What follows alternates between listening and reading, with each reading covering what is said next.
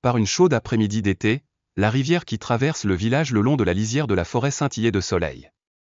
Madame Axion-May, une femme d'une quarantaine d'années, rentrait chez elle après une dure journée de travail à Dong.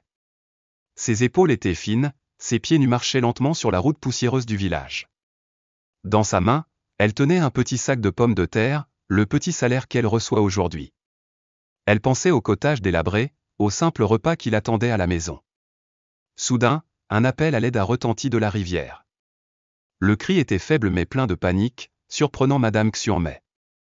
Elle tourna rapidement la tête dans cette direction, les yeux tendus. Une petite silhouette flottait dans l'eau tumultueuse, les bras agités de désespoir.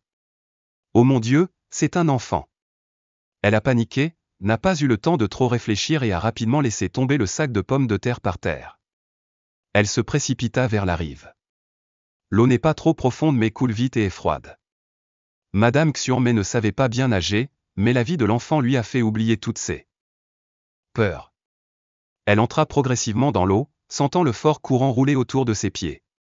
De toutes ses forces, elle tendit la main et attrapa la chemise du bébé, l'attirant vers elle. Après un certain temps de lutte, elle a finalement ramené le bébé à terre.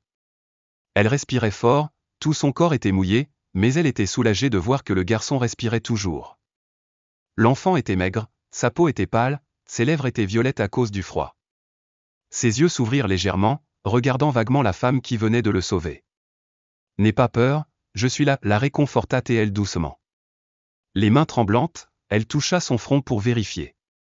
Le bébé ne dit rien, il la regarda simplement avec de grands yeux ronds et larmoyants. Il ne pleurait pas, mais la peur était toujours visible sur son visage.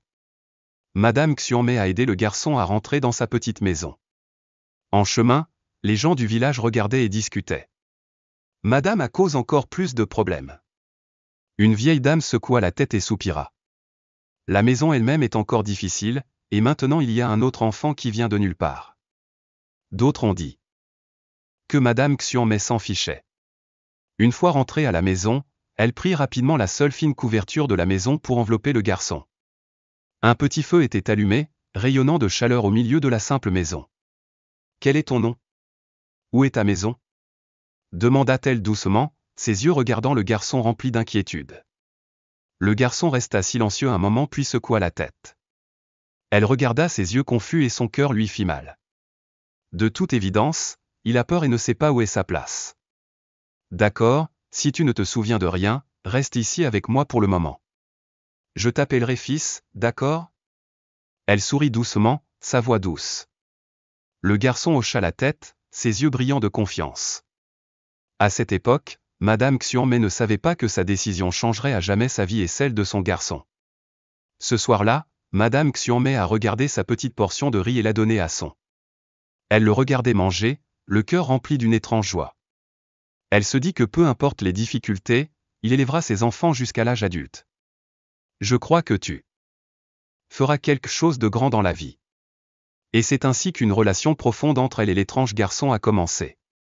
Dans les premiers jours après avoir sauvé son, la vie de Madame Axion-May est devenue encore plus difficile. Elle a dû travailler davantage pour avoir suffisamment de riz pour les nourrir tous les deux. Même si elle était pauvre, elle n'a jamais laissé son fils avoir faim. À ses yeux, il n'était pas seulement un enfant qu'elle avait accidentellement sauvé, mais aussi un parent, un espoir et le seul point d'appui dans une vie par ailleurs misérable. Chaque matin, Madame Axion-May se réveille avant que le soleil ne se lève. La ménagère travaillait comme ouvrière salariée, récoltant le riz, cueillant des légumes ou parfois nettoyant le marché en échange d'un peu d'argent. Pendant la journée, son reste à la maison et joue pendant que sa grand-mère travaille dur. La nuit, elle revenait avec un corps fatigué, mais elle essayait toujours de sourire lorsqu'elle voyait le petit-fils. « Aujourd'hui, j'ai ramené du poisson séché à la maison, demain je le cuisinerai pour que tu le manges. » dit-elle, ses mains calleuses lui tapotant doucement la tête. Le garçon hocha la tête, les yeux clairs. Même s'il était jeune, son comprenait que Madame Axion-May sacrifiait beaucoup pour lui. Il l'a aidé docilement à balayer la maison, à aller chercher de l'eau au puits ou à ramasser du bois de chauffage sec. Les gens du village discutent souvent de la décision de Madame Axion-May. Certains sympathisent, mais la plupart critiquent. Ma famille est si pauvre, je parviens à subvenir à mes besoins, mais maintenant je m'occupe d'un autre enfant qui ne sait pas qui sont ses parents. Un voisin a dit des mots durs. Peut-être qu'elle est fausse, elle n'est pas mariée alors elle a juste ramené l'enfant à la maison pour lui tenir compagnie. Une autre personne intervint. Madame Xianmei a entendu tous ces mots mais n'y a pas prêté attention. Chaque fois que quelqu'un lui demandait pourquoi elle avait adopté son, elle se contentait de sourire gentiment. Pauvre enfant, si personne ne le sauve, il mourra, il est ma famille maintenant. Les ragots ne l'ébranlaient pas, mais parfois ils rendaient son triste. Une fois, il lui demanda, « Mon oncle, pourquoi les gens me détestent ?» Elle le serra dans ses bras. Et lui répondit gentiment, « Ne t'aie à peau, inquiète pas de ce que et à peau, ils disent. Tu es un bon garçon, je le sais. S'ils n'élèvent pas d'enfants, ils n'ont pas le droit de juger. Lorsque son a atteint Eleapo, âge scolaire, Madame Xianmei était déterminée à Eleapo, envoyer à Eleapo, école, même si elle savait que cela coûterait cher. À chaque rentrée scolaire, elle réduit ses rations alimentaires et rassemble chaque centime pour lui acheter des livres et des vêtements. Il y avait des jours où son rentrait chez lui et mettait dans sa main quelques pièces de monnaie que Eleapo, il avait gagnées en aidant les voisins avec de petits travaux. Elle le regarda, les larmes lui montant aux yeux. Tu es un bon garçon, mais tu es né à Pau, a pas besoin de faire ça. Votre travail consiste à bien étudier pour que Eleapo, à Eleapo, à venir vous ne souffriez pas comme moi et Co, a-t-elle déclaré. Son hocha la tête, promettant silencieusement de ne pas la décevoir. À l'école, il étudiait très dur et était toujours premier de la classe. Même et à Pau, il a été taquiné à plusieurs reprises par ses amis en raison de sa situation difficile, il est né à Pau, a toujours pas abandonné. Une fois, s'on voulait un nouvel ensemble. De vêtements pour ne pas que ses amis se moquent de lui. Madame Xianmei a travaillé plus pendant une semaine, au point de s'évanouir au marché, pour économiser suffisamment d'argent pour lui acheter cet ensemble de vêtements. Lorsqu'il a reçu la tenue, son a serré sa grand-mère dans ses bras avec émotion et a pleuré. « Mon oncle, je promets de gagner beaucoup d'argent à l'avenir pour que tu n'aies plus à souffrir. » Madame Xianmei a souri et lui a tapoté la tête.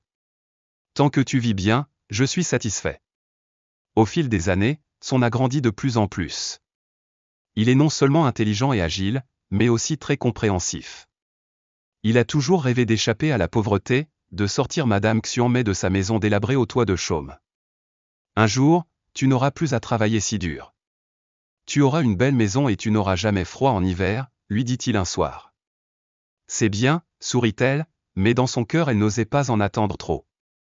Pour elle, le simple fait de voir son grandir la rend heureuse. Les années difficiles se sont écoulées ainsi, laissant des rides sur les épaules. De Madame Xianmei et dans les yeux de son une détermination de fer. Deux personnes, une grande et une petite, ont lutté ensemble contre les difficultés de la vie pour nourrir l'espoir d'un avenir meilleur. Quand son avait 18 ans, il a reçu une bourse complète dans une prestigieuse université de la ville. Cette bonne nouvelle a ému tout le village, mais plus que quiconque, Madame Xianmei était la plus heureuse. Elle le regarda, les yeux remplis de fierté. « Fils, tu as enfin réalisé ton rêve. »« Je n'ai plus rien à souhaiter, » dit-elle d'une voix étranglée. Cependant, la joie était mêlée d'inquiétude. La ville, avec ses lumières vives, se trouve à des centaines de kilomètres de la campagne pauvre, ce qui constitue à la fois une opportunité et un défi. Elle savait que lorsque son s'éloignerait, il commencerait un nouveau voyage plein de difficultés et d'isolement. Tôt le matin du départ de son, tout le village est venu le saluer. Madame Xianmei lui a emballé des articles de campagne simples, quelques patates douces, quelques œufs et un peu d'argent de côté. Même si c'était peu, c'était tout ce qu'elle pouvait préparer pour lui avant de monter dans la voiture. Son fils la serra fort dans ses bras. « Mon oncle, n'oubliez pas de prendre soin de votre santé. Je reviendrai certainement pour te sortir d'ici, dit-il, la voix tremblante. Elle essaya de sourire, même si son cœur se serra.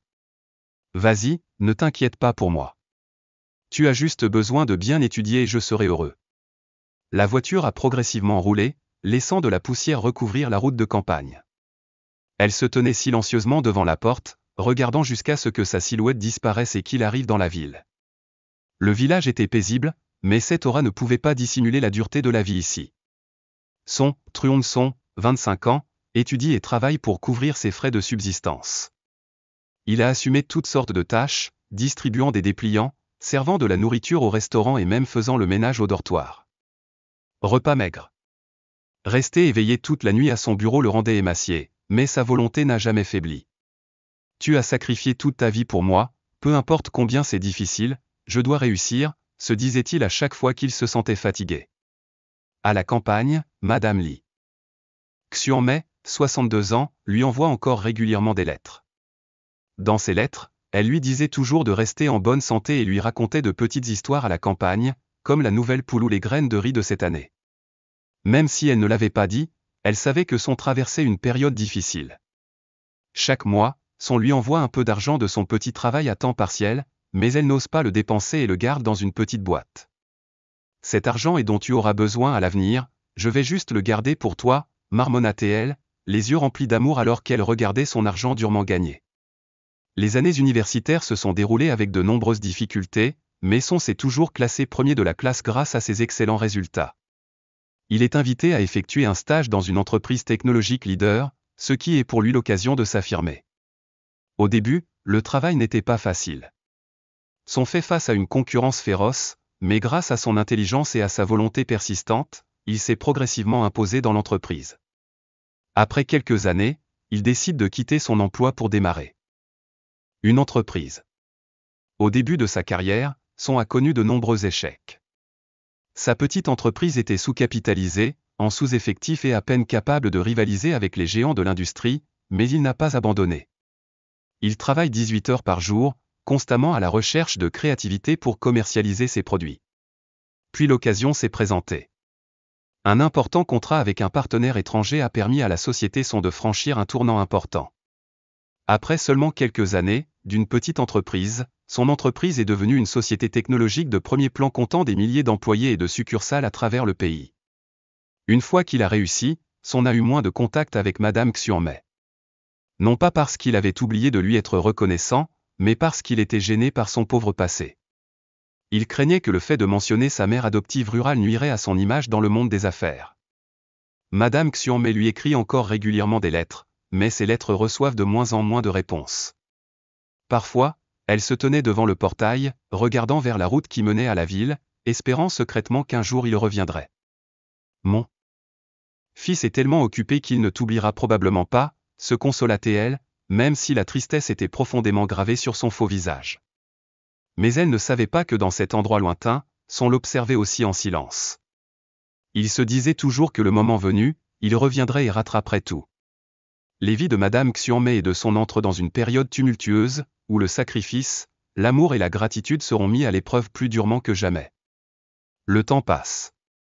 Son fils, issu d'un garçon pauvre de la campagne, est maintenant devenu le fondateur et PDG d'une grande entreprise technologique. Son nom apparaît dans les magazines, les émissions de télévision et est cité comme exemple de réussite. Mais derrière cette aura se cache un passé qu'il cache délibérément. Passé d'un orphelin sauvé par une femme pauvre, Son vit désormais dans une luxueuse villa, possède des voitures coûteuses et apparaît souvent lors de grands événements. Son entourage, des employés aux associés, vendent son talent et ses performances. Son s'est progressivement habitué au monde de la classe supérieure, où les histoires sur des origines pauvres sont souvent considérées comme peu attrayantes.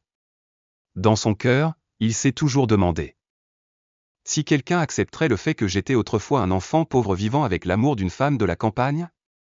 La culpabilité a amené Son à s'éloigner de plus en plus de Madame Lee Xiongmei. Les appels sont devenus moins fréquents et il a écarté ses lettres, invoquant un travail chargé. À la campagne, Madame Lee Xiongmei vit toujours dans une vieille maison au toit de chaume, où les souvenirs de Son sont présents dans chaque petit coin. Elle a accroché au mur la photo qu'il a prise le jour de sa remise des diplômes. Son fils a toujours la boîte contenant l'argent qu'il a envoyé à la maison, qu'elle garde toujours soigneusement, même pas un centime n'a été dépensé. Chaque jour, elle va au marché pour acheter de la nourriture frugale et s'occupe du petit potager derrière sa maison. Son dos est devenu plus courbé, ses pas sont devenus plus lourds, mais ses yeux brillaient toujours de la conviction qu'un jour, Son reviendrait. Il doit être très occupé, je ne lui en veux pas, a-t-elle déclaré lorsque quelqu'un lui a posé des questions. Même si son cœur lui faisait mal, elle était toujours tolérante. Fière de lui, son fils adoptif. Un jour, Son retourna dans sa ville natale pour un court voyage. Il n'a pas visité la maison de Madame Xian mais a seulement assisté à une conférence dans la région. Lorsque sa voiture rutilante s'est arrêtée sur la route du village, quelques villageois l'ont reconnu. Est-ce que c'est fils? Le garçon que Madame Xian a élevé? Quelqu'un a chuchoté, les ragots se sont rapidement propagés aux oreilles de Madame Xian. Elle a immédiatement emballé quelques cadeaux champêtres, des patates douces, une bouteille de miel et s'est précipitée vers le lieu de la conférence. Ses jambes tremblaient, mais son cœur était plein d'excitation. Quand elle est arrivée, Son était déjà parti. L'agent de sécurité l'a arrêté et ne l'a pas laissé entrer. Mon oncle, c'est ici uniquement pour les invités. Oncle Son est très occupé, je ne peux pas entrer. Elle se tenait tranquillement près du portail, ses yeux regardant sa voiture disparaître sur la route principale. Elle ne lui en a pas voulu, elle a juste marmonné. Il est vraiment occupé, même s'il a tout, Son se sent toujours vide. Les fêtes, les réalisations et les éloges ne peuvent combler la nostalgie du pays. Parfois, l'image de Madame Xian apparaît dans son esprit, lui faisant mal au cœur. Tard dans la nuit, après avoir terminé une fête, Son s'est assis seul dans son bureau. Il a récupéré la dernière lettre de Madame Xian, une lettre qu'il avait oubliée depuis plusieurs mois. Dans la lettre, elle disait que sa santé s'était détériorée, mais qu'elle allait bien et espérait qu'un jour il reviendrait. Ces mots griffonnés lui firent serrer le cœur. Mais au lieu de revenir immédiatement, il se dit « Je reviendrai quand j'aurai plus de succès pour la rendre fière de moi ». Un jour, incapable de supporter la nostalgie, Madame Xian a décidé d'aller en ville pour voir Son. Elle portait un vieux sac en tissu contenant une bouteille de miel et quelques objets rustiques. C'était tout ce qu'elle pouvait faire pour exprimer ses sentiments pour lui. Cependant, lorsqu'elle est arrivée au luxueux bureau de Son, elle a été arrêtée par la sécurité. « Si tu n'as pas de rendez-vous, tu ne peux pas venir ici. » Elle a expliqué qu'elle était la mère adoptive de Son, mais ils n'y ont pas cru. Monsieur Son est très occupé, ne vous embêtez pas, elle a attendu dehors toute la journée, mais ne pouvait toujours pas le voir.